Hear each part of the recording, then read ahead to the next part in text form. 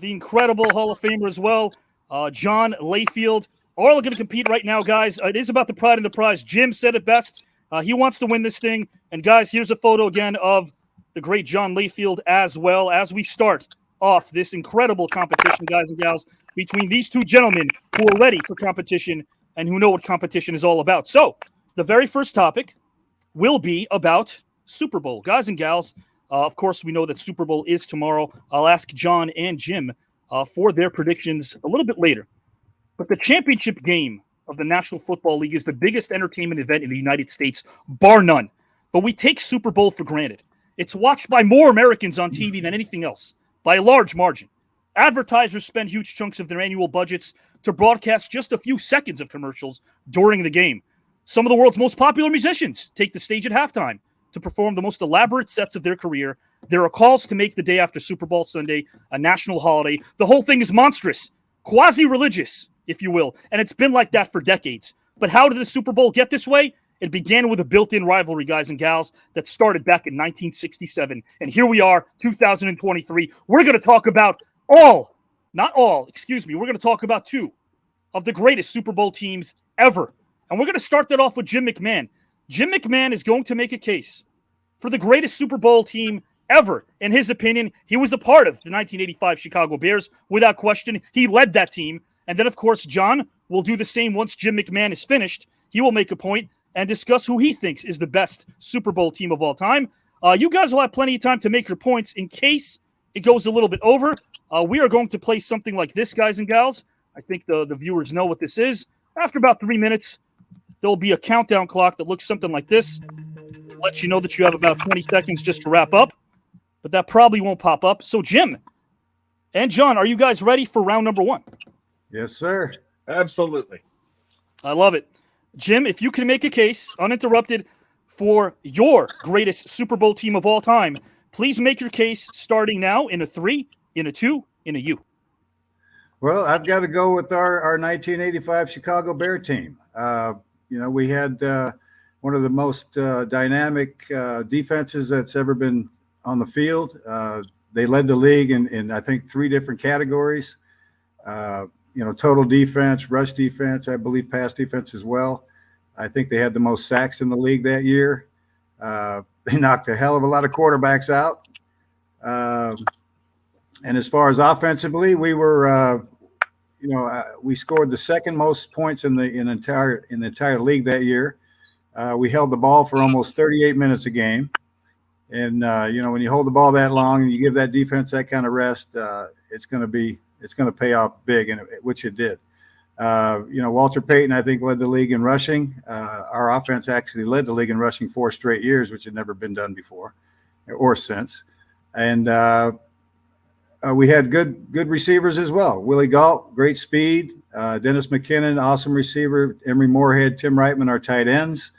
Not only did we have Peyton in the backfield, Matt Suhey was a hell of a football player. He was kind of, Walter's protector for a lot of years. Dennis Gentry was a big third down back for us. And then we had a heck of a kicking game. Kevin Butler was a rookie that year. I think he set the record for the most points scored by a rookie that year. And it's a good combination. Absolutely. You made some great points there, Jim. Guys and gals, if there's a tech issue. No, you made some great points. I got to tell you right now, a little bit of a tech issue, but guess what, guys? We're here live. Jim made amazing points. But before you start voting, just remember, John Layfield now has to pick the Super Bowl team that he thinks was the greatest of all time. John, my friend, Are you ready? This is like arguing against Michael Jordan saying the 86 Bulls are not the greatest team ever. There's got Jim McMahon on here with the most entertaining Super Bowl team of all time. There's no doubt about that. The 86 defense, Peyton, McMahon, the Super Bowl shuffle, everything about it, the fridge lining up in the backfield. They literally took the world by storm. So you're arguing over who is the greater of two great teams. I'm going to take the other side on this, and I'm going to take the 1972 Dolphins. I think they are exactly opposite of the 85 Bears. They were the boring Super Bowl champions, but they got undefeated. They led the league actually in points allowed, fewest points allowed, and also in points scored. They led the league in almost every offensive category, in almost every defensive category, and they won it despite having a backup quarterback who played for 9 games, Earl Morale, when their main quarterback got knocked out. So to me, I'm going to take I love the 85 Bears the most, but I'm going to take the 72 Dolphins to take the counterpoint on this with the undefeated Super Bowl champions. Jeez, Louise, I am glad I'm not competing because John Layfield picked an undefeated team. Jim McMahon picked the 85 Bears. Guys and gals, now you can start voting. We will kick it off to the judges who will vote again. Again, this is not biased. They will vote now live, and we will tally your votes once they've rendered theirs. So let's start off with our panel in the back.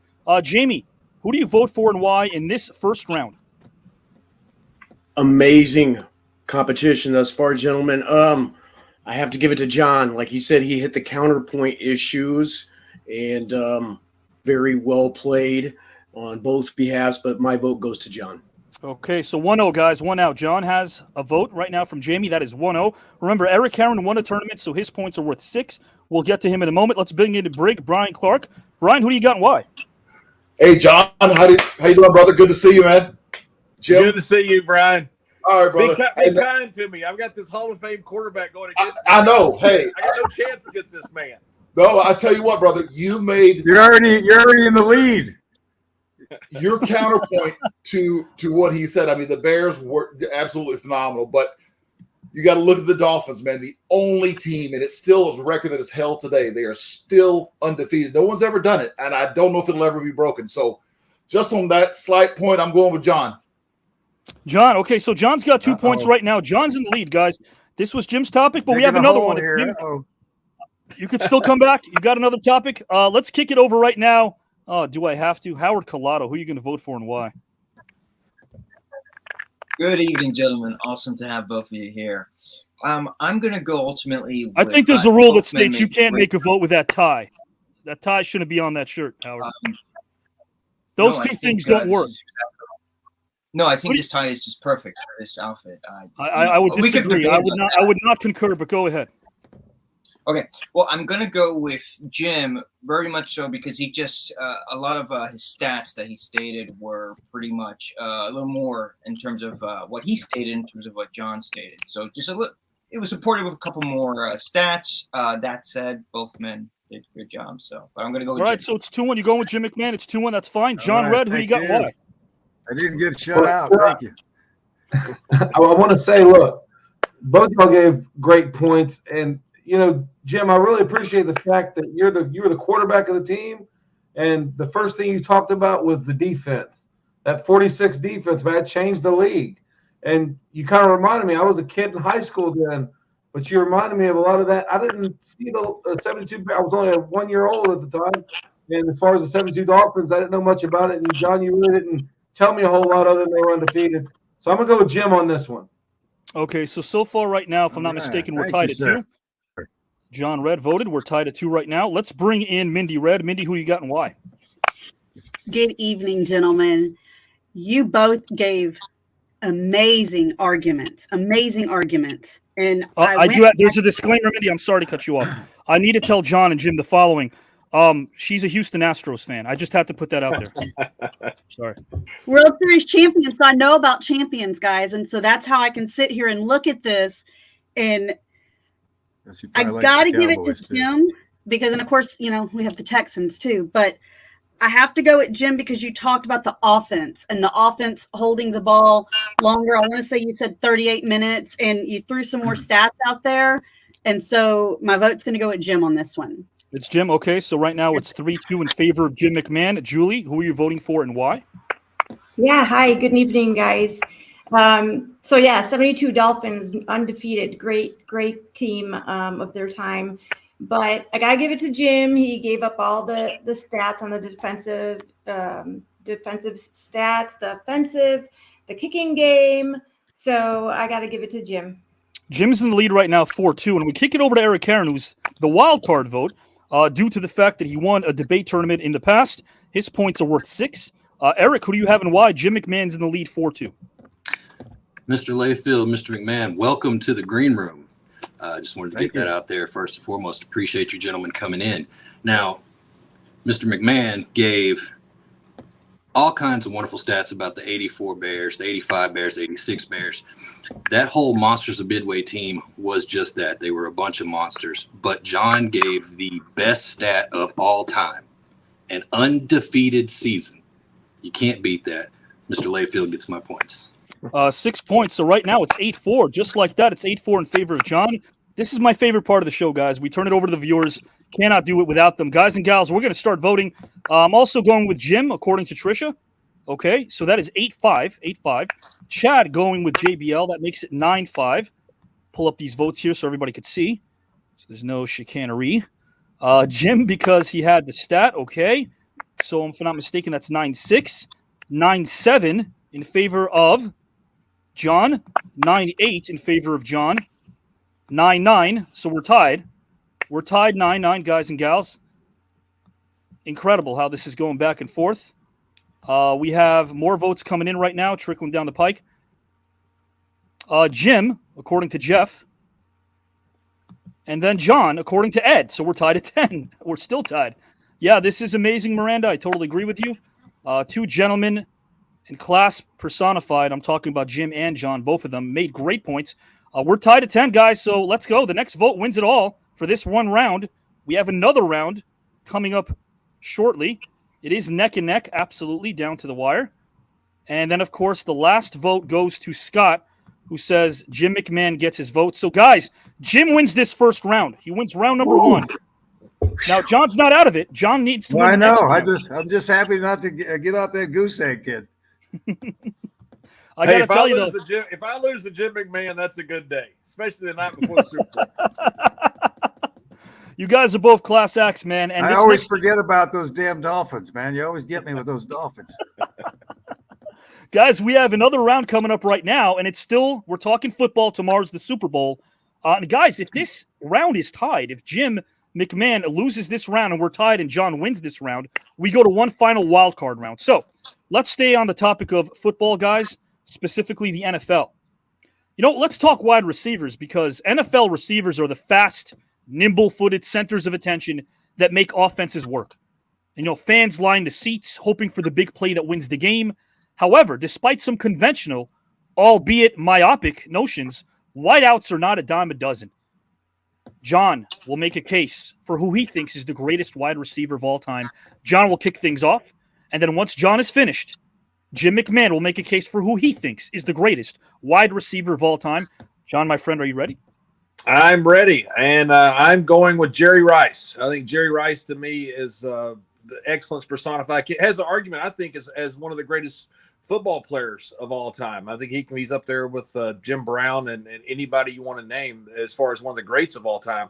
But you look at 10-time All-Pro first-teamer. You look at two-time Offensive Player of the Year as a wide receiver, Super Bowl MVP. The records he has right now, it's kind of like Wilt Chamberlain's 50.4 points per game season.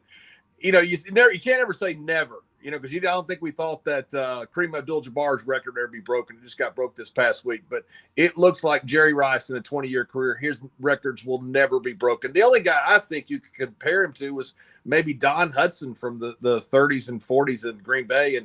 And that was an era that you didn't have blacks allowed to play. So I think you got to put an asterisk on that. And to me, Jerry Rice is the greatest receiver of all time. There's been some great ones, wonderful ones. I take Jerry Rice. Incredible points there, guys, by John Layfield. Absolutely. Yeah, some records maybe are never meant to be broken. In the NBA, I doubt anyone's going to lead the league in scoring and assists the way that Nate Archibald did. That's crazy to think about in today's game. John made some amazing points. Jim, my friend, if you are ready, the greatest wide receiver of all time in your estimation, in a 3, in a 2, in a U. Well, I think John just stole my guy, so I've got to call an audible here. I'm going to throw out Randy Moss's name then. Randy Moss came into this league, with a lot of hype. I think he played at Marshall there, had a great career, came in, and he just totally he just took over the NFL. I mean, there was really nobody that can cover this kid. He has just unbelievable speed. I thought Willie Gault was fast, but to see Randy Moss run, I mean, I'd like to see those two in a race for sure. But Randy, I can't remember how many years he played, but he was always one of the top receivers in the league, always one of the deep threats. Everybody was scared of him. Defensive coordinators, that's what they worry about. Where's your speed? And he was number one on everybody's hit list. You got to find out where Randy Moss is at all times. And once the ball was in the air, the guy made some unbelievable catches and could just outrun everybody. It was just he was a joy to watch. It's tough to beat old Jerry Rice, but that's Randy is where I'd go. From the heart, you guys are a joy to watch. Absolutely. I love the passion. And Jim, if you remember, we talked wide receivers this week. I think you were kind of leaning towards either Chris Carter or Moss, so you made a case for Moss. Really good case, of course. We do know that Jerry Rice, of course, guys and gals who are voting right now. I see his name popping up a lot in the comment section, but I will zip my lip and turn it over to the judges and see what they have to say. Starting with Jamie, who do you vote for in this round and why? Gentlemen, this was absolutely great. I have to give this one to Jim. The very fact that you didn't have your guy, but you put up such a great argument just really spoke to me. So my vote goes to Jim. So 1-0 right now for Jim McMahon. John needs this to tie things up. Let's go over to Julie. Who do you have and why?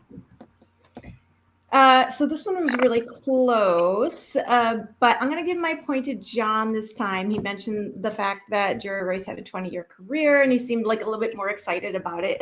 So John gets my point this time. So we're tied 1-1 right now. Mindy Red. Another great argument, gentlemen. And John, I loved your energy when you were talking about Jerry Rice and you were throwing out his stats and, MVP, Super Bowl, all of this. And so I've got to give my point to John on this one. John's up 2-1 right now, guys. John is up 2-1 in this second round. Let's kick it over to Brian Clark. Another great battle, guys. A hell of a job by Jim pulling up Randy Moss. But, you look at a guy like Jerry Rice, how are you going to argue that? 20 years out of Mississippi Valley State, probably didn't, wasn't the biggest guy, put on some size, and he still kept his speed. And then a connection with not only with Joe Montana, but also with Steve Young. So I'm going to have to go with John on this one. It's 3-1 right now, guys. Jim will be back momentarily. Some tech issues, no problem. It is 3-1. Let's continue to kick it over to the judges. John Red, who you're voting for and why? Well, look, Jim had a hard time because, obviously you're talking about Jerry Rice, and John, you laid it out, man. I mean, he's the 10-time Pro Bowler, the one that everyone had to look out for, man, and it's kind of hard to debate. You did a good job. I'm giving it to you on this one. 4-1 right now. John's up 4-1, guys. Howard Collado, hopefully without the tie. Who do you vote for and why? Sure. So even though the Niners were a nightmare to Is that a start for a tie? I'm sorry. Is that a tie? It's a tie. Go ahead. I'm sorry.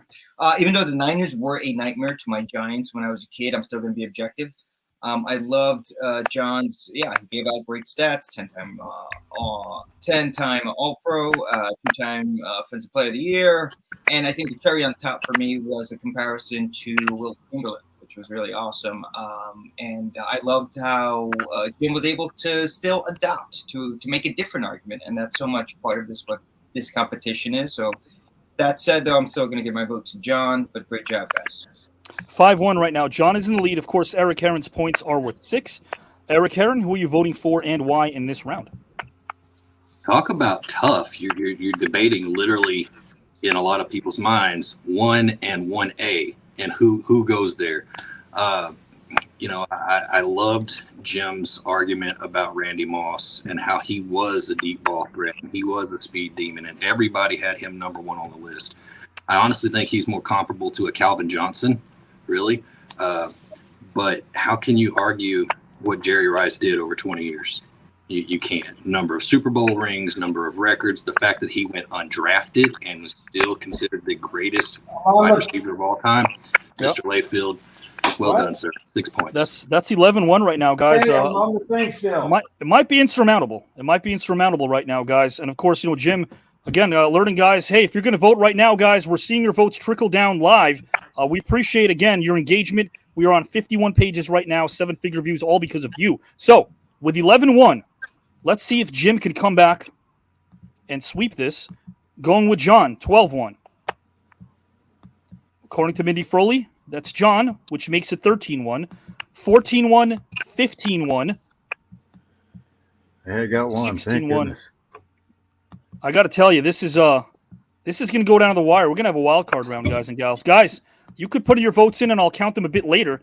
We're here live. Andrew, of course, John, Kate Hart, John, Scott, John. So, guys, we are now going to go to a wild card round, the last round. No matter what happens, if we are tied during this wild card round, both Jim and John advance to the very illustrious and exclusive field of 32 in this celebrity debate tournament, filled with Hall of Famers, luminaries, Oscar winners, and, of course, guys, down-to-earth human beings like John and Jim who are with us tonight gracefully. I want to now kick this over to a topic that is near and dear to my heart, which is Westerns. I love Westerns.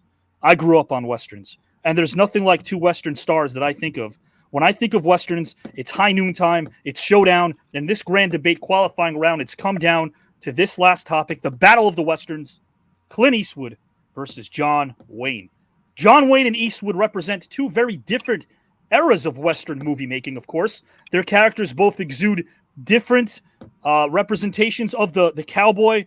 We right now have Clint Eastwood, who displayed the polar opposite in his tough guy representation. He was the anti-hero. Of course, we know that John Wayne had a firmness about him. Guys, John and Jim, I will flip a coin. Jim, just to see who goes first, call it heads or tails. Heads. John will go first, guys and gals. John will go first. John, if you could please make a case for why John Wayne is the greatest Western storyteller of his time, please do so. And once you're finished, we're going to have Jim make a case for Clint Eastwood. John, are you ready? I am ready, and I feel bad that I stole Jerry Rice from Jim McMahon. You know, you just can't trust a professional wrestler to do anything in these things. So, but I was ready for it. Moss became an adverb. So what a great comeback. I like John Wayne. The Shootist to me was one of the greatest Westerns of all time. People have mimicked that show. People have mimicked that ending because that was the greatest, in my mind, cowboy of all time. Clint Eastwood came along, terrific black hat compared to John Wayne being the white hat. But John Wayne with that big old pigeon-toed walk and that big old belly, that hold your hand, you sons of bitches. That to me is just the greatest cowboy of all time. When you look at cowboys and Westerns, Clint Eastwood to me, fantastic. But I got to go first, and I got to pick John Wayne. John Wayne, guys and gals. John Layfield made some great points right there. Jim McMahon, please, if you could make a case for Clint Eastwood being the greatest Western movie star of all time in a 3, in a 2, in a U. Well, Clint Eastwood, I'll tell you what, he's been a star, Western star for 60 years. He started with Rawhide, I believe, way back then. Rowdy Gates, I believe, or Yates was his name. And that's right. You know, from then on, Outlaw Josie Wales, one of my favorite films of all time. Pale Rider. Oh God, what else? I mean, I just went blank. I had a whole bunch of them in line too. But he's just an iconic actor. I mean, he's still in his 90s. He's still acting, and he's just got that tough guy persona. I mean, your Western guy's got to be tough, and he's probably one of the toughest movie stars that has ever been an actor.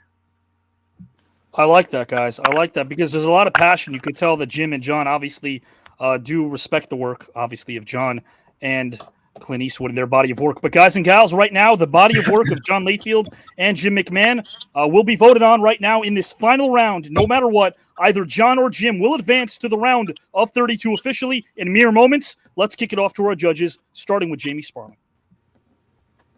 Once again, well done. John, you talked about the difference between the black hat and the white hat. I wish you would have gave me more on that. It made a lot of sense. I have to give my vote to Jim because you sold me on the toughness of Clint Eastwood and mentioned more of his roles. And, very, very good black hat, white hat. I'm going to check that out. That makes a lot of sense. So, well done. Absolutely. No, great assessment from you. Jamie Sparling votes for Jim McMahon, so Jim gets the lead early on. Julie, who do you have and why? Yeah, so I got to give my point to Jim this time because he gave more examples of his work that Clint Eastwood did and the fact that he has been doing movies for 60 years. He's been doing it forever, and he's so good at it. He's a tough guy, and so that's the little edge went with the examples of his bodies of work. It's 2-0 for Jim McMahon, guys and gals. Mindy Red. another great argument, gentlemen. Y'all are making our jobs very hard tonight. Just throwing that out there. Y'all are making this very hard. But I've got to give this one to Jim. The slight edge he gave is like they said, you named several movies. You pushed that tough guy because these are two iconic Western tough guys. But you talked about how long he's been going on, 6+ years in his 90s and still going. And so, yes, I've got to give this one to Jim. 3-0 right now. Jim is in the lead 3-0, guys and gals. Let's kick it over to Brian Clark. You guys are nailing it tonight. I'm telling you, this is good stuff. I'm a huge Eastwood fan. There's no doubt. I mean, I love all of this stuff. But for John to actually come on and do an impersonation of the Duke, I mean, you got to give him some credit for that, man. Oh, yeah. I'm going to a slight edge to Layfield on this one, man. It's close. It's close, brother. It's 3-1 right now, guys and gals. According to Brian Clark, John gets a vote from Brian. John Red. I'm not good sagged. I like it. Hey, man, he's right on it. Look, I was going to say a coin flip. We can go either way. And I'm going to go with John just because you reminded me of kind of who all started. He was the king of Westerns, It was all started with John Wayne. Grew up watching John Wayne. You kind of reminded me of that. But, hey, man. I'm on the damn thing. Thanks, dude. No, listen, this is a passionate guys. You could see the passion right now throughout the entire broadcast. John and Jim want to win this thing. It is 3-2, if I'm not mistaken. John gets a vote from John, so we're one John to another. Howard Collado, who do you vote for and why? Yeah, I have to concur with Mr. Clark. That was a really great impersonation of John Wayne. That said, I think the clincher, so it was really close at that point. The clincher for me was when Jim talked about the toughness, not just of the character that Clint played, but also as a human being, 90 or late 80s, still making great films. So I'm going to go with Jim. So it's 4-2. Jim McMahon, who's in the lead right now. Jim McMahon is in the lead 4-2. Remember, this is the final round no matter what. Eric Herron's votes are worth 6. Jim McMahon is up 4-2. Damn. Wow.